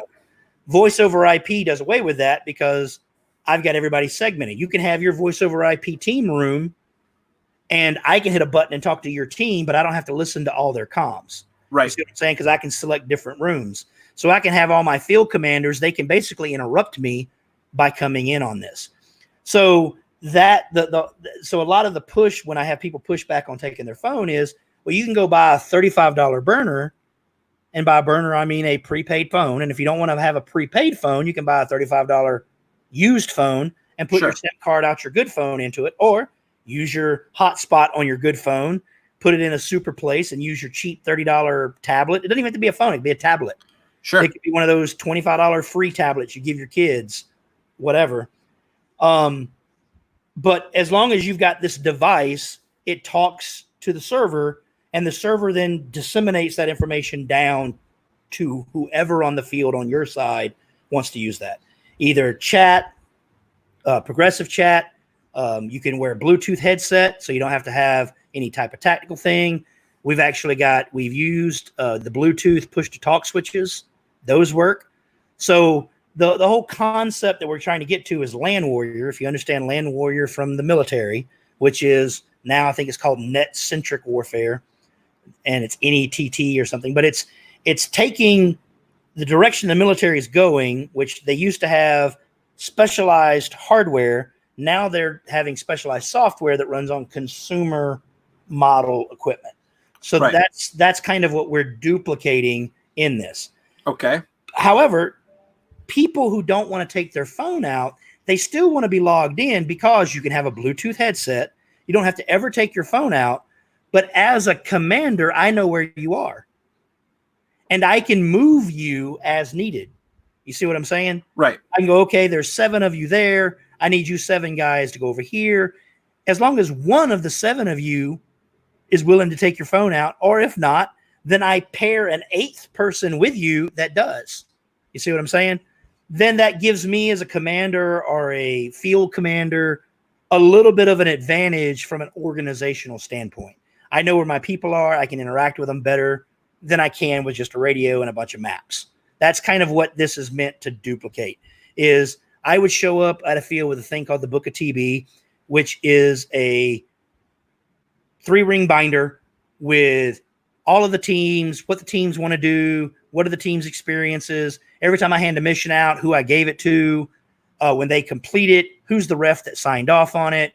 So I can track. Then I can go sit down with the game director at game break and go, okay, I've got 15 completed missions. How many do you have? I've only got 12. Okay, which 3 don't you have? Well, I don't have this one, this one, this one. Okay, those are all 3 by the same ref. You need to get with John because John's got my mission cards. Right. Should you have to do that? No. But as a commander, or as an XO, I did because personal responsibility. Sure. I should make sure you have the information needed, not just depend on you to do it. What if that ref never showed up? What if that ref lost it? You see what I'm saying? Yep. Now I've created this ability for one side to go to the game director with valid information. So that's kind of what it is. Everything from a map to radios. I mean, I would run maps where I'd have a big map on the backboard. I'd go out and take pictures of all of the objectives and use twine to attach them to objectives on the field. Use the field names interactive. So if the game said this was the Pentagon, but all of you guys called it the fruit stand, I would call it Pentagon/fruit stand. So you would know if you played the field a lot what the field name for it was, and then whatever the game name was it. So that's what this software does. The Warlord app. So the Warlord app, that's really quite cool. Right. So that doesn't have anything to do with the Ronin game platform, aside from the fact that it uses a server to talk to. Those are probably the biggest things. Okay. The Ronin game platform is designed to be a producer.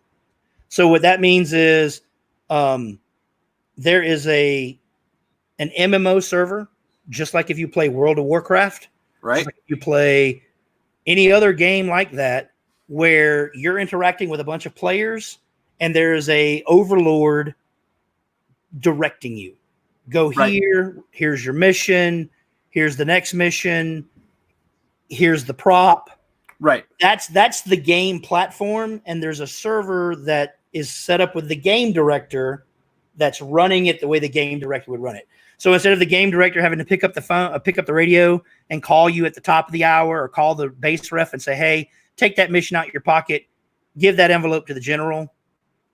That is now done automatically by an AI to your phone. Cool. So we did that in May. We used the game platform in May primarily. And the things I tell people is, if you've ever been in a scenario game where you had mission hogs, I'm only going to give the mission to this team. They're the only team that can run the mission. If you want to get with it, you can run with them. Or you ever step on the field and go, what's the mission that's going on? This software does away with that because it gives the missions to everybody. It doesn't just give the mission to the commander and then does the commander decode it right, because people don't remember those days. Back in the day, all the missions were coded. So you had a code book and the mission would come in from the game director and you had to decode the mission onto the game card, then give the game card to somebody and they had to go do whatever you wrote down. That had to be signed and the game card had to come back. So that's the game mechanic that you're playing with, is this card. Okay. What we've done and what that inevitably gets you to is where we're at, which is when that's done, you're only going to give that card to people you trust. Because if that card gets lost, oh well. Doesn't matter you did the thing. It doesn't matter you were successful. If that card does not go from director to general to player to ref to general to ref to game director, it doesn't count. You see what I'm saying? Right. So we're trying to replace that with tech that gives you the same experience, but doesn't give you the part that you can attack to break down. Does that make sense? Yes. So that's what the platform is designed for. And the platform scales. So what that means is, if the analogy that I use is, I can give you the meat, the pot, and the stove, and you use your recipe. And it's still your recipe. It's going to taste the way you want it to taste. Or I can give you the pot, the meat, and the stove, and my recipe. Or I can give you the pot and the stove, or the pot, and you have everything else yours, or the meat. Right. You see what I'm saying? So we're designed to work with the content creators. Right. The biggest thing that we're trying to do is it's three things. First and foremost is to level set kinetic tag. And by kinetic tag, I mean every game that you see out today is the same game at its very core. If you roll it all back to exactly what it is, just like I mentioned that card, everybody's playing kinetic tag. Airsoft, paintball, Nerf, laser tag, gel blast. We're both in. You do something, I'm out. That's the game. How we're shooting at each other, or what we're shooting at each other, is aesthetics and personal preference. Right. That's the truth. However, for some reason, everybody in kinetic tag is all based in their own little world, and they want all the other versions to go away. So paintball players sit and talk shit about airsoft players. Airsoft players talk shit about paintball players. Everybody talks shit about laser tag. And here's some of the things that people need to realize. Laser tag. 24 million people played laser tag last year. How many played paintball? I don't know. 6.3 million. That's the stats used. How many played airsoft? 12.4 million. How many played Nerf? 36 million people played Nerf last year. Now, does Nerf hurt when it hits you? No. Does Nerf shoot far? No. But 36 million people played Nerf. What's 1% of 36 million? I can do math, but I'm wondering what the point is. Is I only need 1% of Lego, or I only need 1% of Nerf to accept the platform, and that's still millions of people. Right. So by taking those groups and the software being similar, but not exactly the same, however, tracking the stats across all of them, you now have an incentive to go play an airsoft game or a paintball game or a Nerf game or a laser tag game, and everything you do in the game you'll be familiar with to an extent. There may be new stuff you're not, but you can then take that experience back to your producer, or you can now play. A lot of people don't want to in airsoft don't want to play paintball because they have a misconception and their feeling is it's just show up and shoot people. Nothing counts for anything. There's no missions. There's no dedicated squads. There's none of this stuff. And they're right. People in paintball think all airsoft people want to do is run around and hut and only, you know what I'm saying, and spend 20 minutes stalking and nobody wants to get dirty. There's all these misconceptions that if you sit and play the game, you understand everything has its place. And what I mean by that is airsoft plays in events that paintball will never get into. And I love paintball. Paintball's never going to get into the Guardian Center. The Guardian Center is a $28 million first responder mount site with fiber optics. They can flood rooms. Everything's cameraed. Paintball will never get in there. Are they hating on paintball? No. You know what they hate? The mess. Yep. The mess that paintball leaves. So the only way you're going to play that field is with airsoft. And if you shit on airsoft, then you're never going to get to play this cool field because the mount sites are really cool. I've played mount sites in paintball. Blanding. Here's the deal. Blanding, paintball got kicked out of Blanding specifically because the producer, the last one there, didn't get the water washable paint, used regular paint. It stained their $20 million concrete, and he didn't get it cleaned off in time because he didn't hire the fire department that every other producer did to come clean all the buildings because it was $600 and he didn't want to spend it. Wow. As such, paintball got kicked out by the government. Do you know what's never stopped at Blanding? Airsoft. You want to play Blanding now, you play airsoft. So to me, it's not I'm going to beat on you because you play paintball. I'm at the 10,000 foot view with, okay, then I'll just bring airsoft in too. Okay. So that's what the game platform is designed, is it's designed to build an experience across all of the kinetic tag platforms to where you understand. The second thing it does is it tracks statistics, meaning utilizing your device. And so, so people understand, since, I'm autistic and I have Asperger's, this should make sense to you. If A and B, then C. That's life. If A and B, then C. If it's not A, if there's no A, then you're not going to get B, and you may have B, but you're never going to get C. The same way of otherwise around. So statistics are, for a lot of people, what drives them. And that's proven in video games. Before anybody starts down, paintball doesn't do this, paintball doesn't do that. All of paintball emulates the same thing they do in video games. It's domination. It's the same game. Again, you're in, I'm in, I do something, you're out. Now you got to respawn, you got to go to the gulag, whatever it is. So because of that, what's the biggest thing going in modern warfare and all of this? Leaderboards. Everybody wants to know who got the most shots, who's the top sniper, who's the top medic, who's the top engineer. None of that's done in any other kinetic tag except from word of mouth playing with people. So, for instance, you've played scenario games. If I asked you who one of the best teams were, you picked SAS Yeti.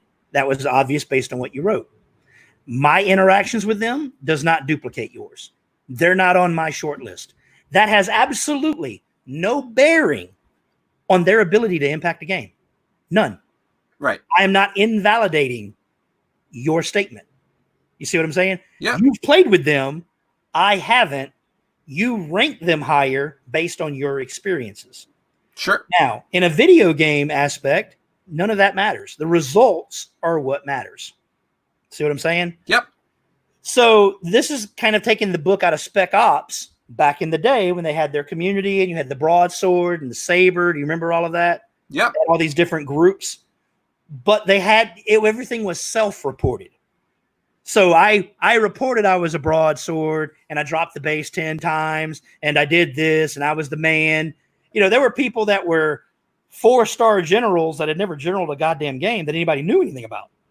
Yeah, I generaled a 4-hour game at my field and I did that 6 times this year. I'm just as good as you that travel the country generaling 24-hour 1,000-player games. Okay, yes and no.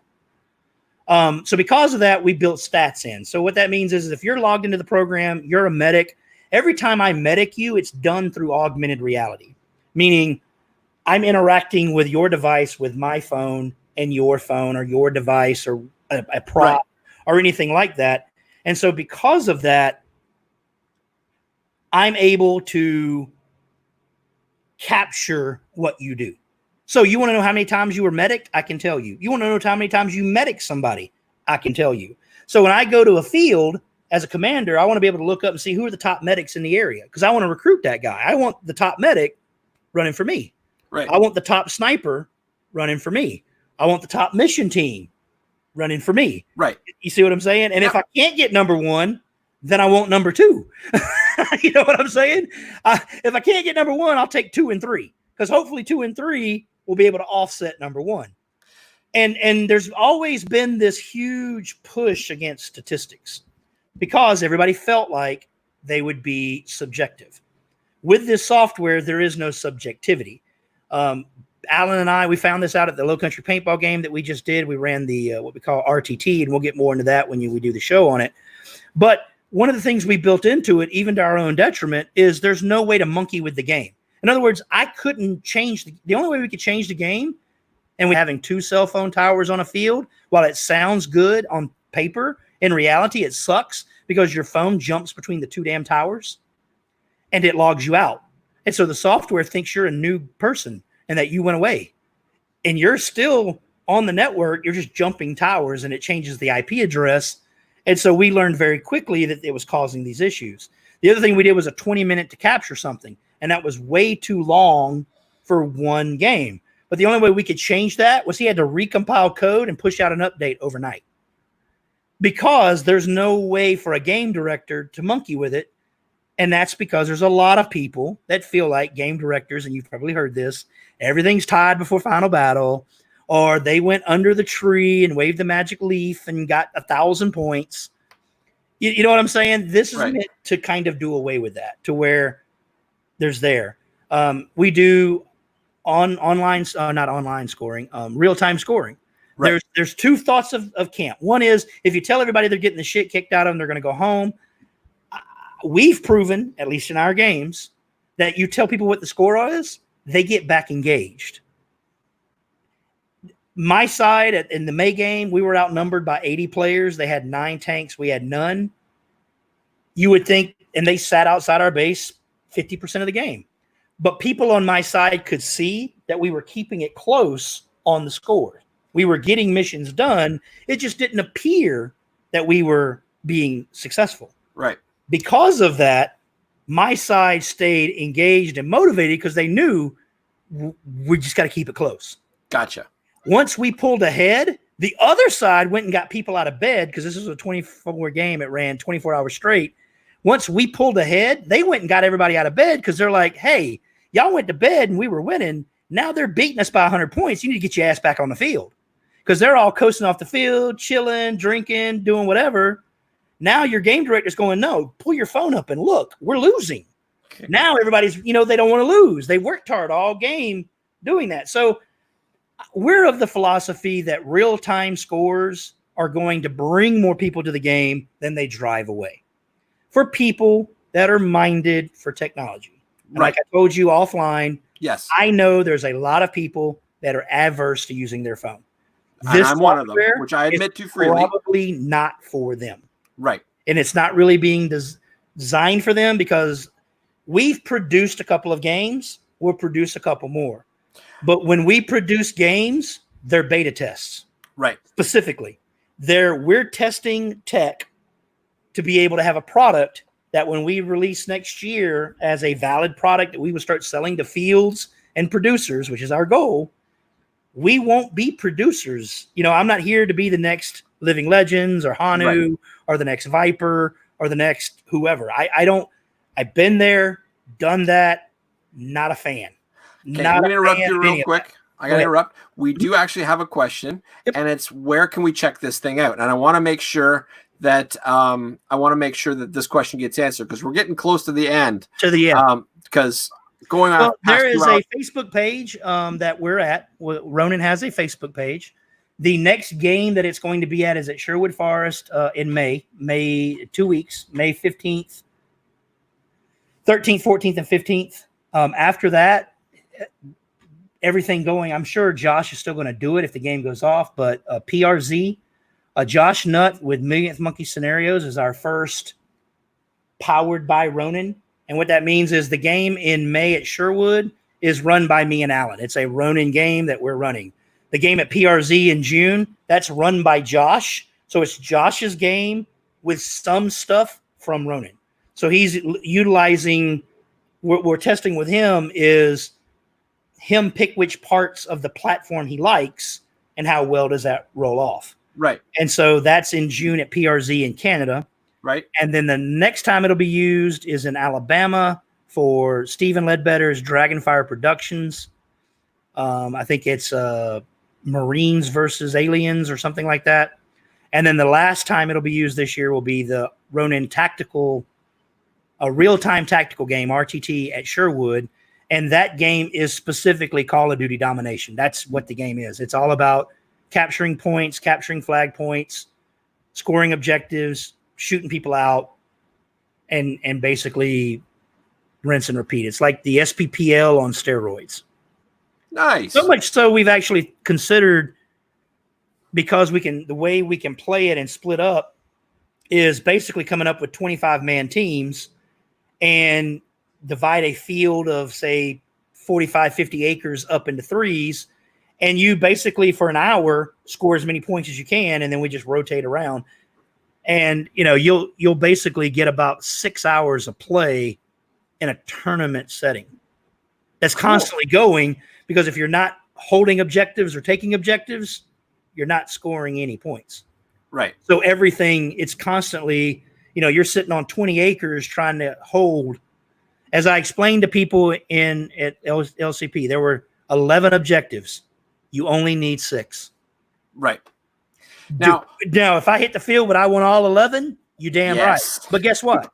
You only need 6. Right. It's simple math. If I've got 6 longer than you have 6, I win. Right. That's a very simple concept for shooters. I mean, really, I need you on the field. I need you shooting paint. You're going to shoot probably a case of paint in an hour.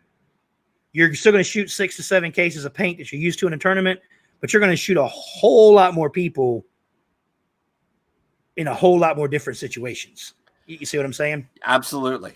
Mm-hmm. So I've directed the talk as much as possible for the last little bit. We've only got a few minutes left. Is there anything that we missed that you'd like to give a shout out to, or anything that you'd like to mention real quick before we shut this thing down?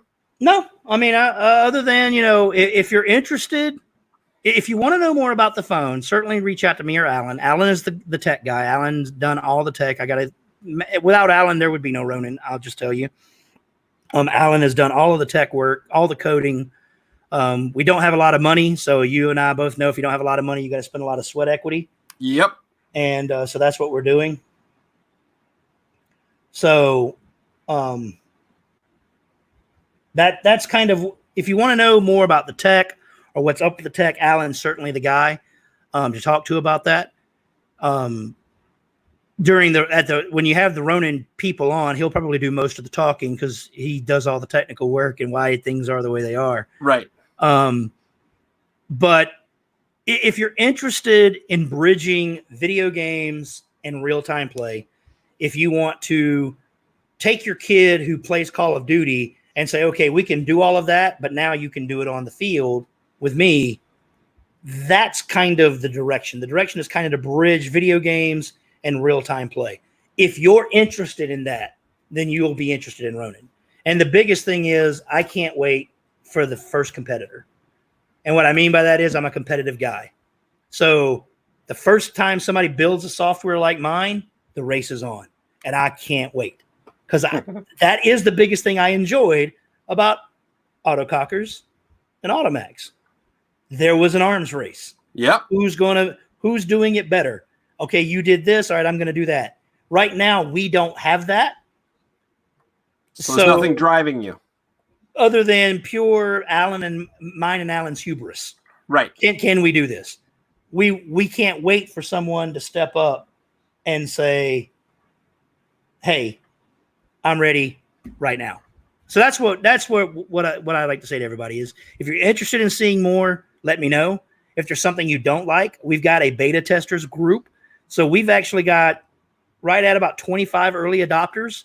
Believe it or not, they'll tell you as abrasive as I may seem or come across in this, TB's retired. This is Lawrence Wright that runs Ronin, and Lawrence wants to know what you want to play so that we can make that work. And that's where Alan and I are these days, is trying to make it work. That doesn't mean we're going to make you happy. It may not be for you. You may need to go back and keep playing the game you're playing, and there's nothing wrong. I'm just going to say that again. Right. Yep. Nothing wrong with it. Play your game. I'm not one of these guys that hates on milsim, pump, whatever. Play whatever it is. I got that from martial arts. A martial arts academy, I'm not competing with the academy down the street. I'm competing with softball, baseball, hockey. If you're in martial arts, then you're still going to be exposed to what I love. If you're shooting paintball, then you should look at it as you're exposed to what I love. Whether you shoot pump or semi or full auto, we're all part of that same group. That's what we're looking for. Awesome. But I appreciate you having us on or having me on, and I hope I've been interesting. Oh, I've found this absolutely amazing. Like I told you before we went live, I said it's not that I don't care about the people that are watching, because I do, but I goal this out as I'd like to find out what new things, interesting things. I want to learn. Do you know what I mean? And just because it's not my thing doesn't mean I don't want to know more about it. Right. So, okay. Cool. In any case, thank you so much for taking the time to be on with me. I really appreciate it. This will go live on audio sometime today, tomorrow, the next day. There's there's lots going on. But it is live now on YouTube. So when we shut down, you're welcome to share the stream anytime you want. And I've already shared it, and I'm sure I'll share more of it, because awesome. I like people to get an idea, even if they watch this and they're able to come back and ask questions that we didn't get on. Right. That they'll be able to do that. And that's certainly what we want. We want to be as approachable as possible. And that's why I want to do this. I mean, it's new tech, and I want to make sure that people get that option. Right. So in any case, my friend, thank you so much. Yes, you sir. Have a great day. And everybody out there, play with passion and keep your paint dry. There you go. Later. Bye-bye.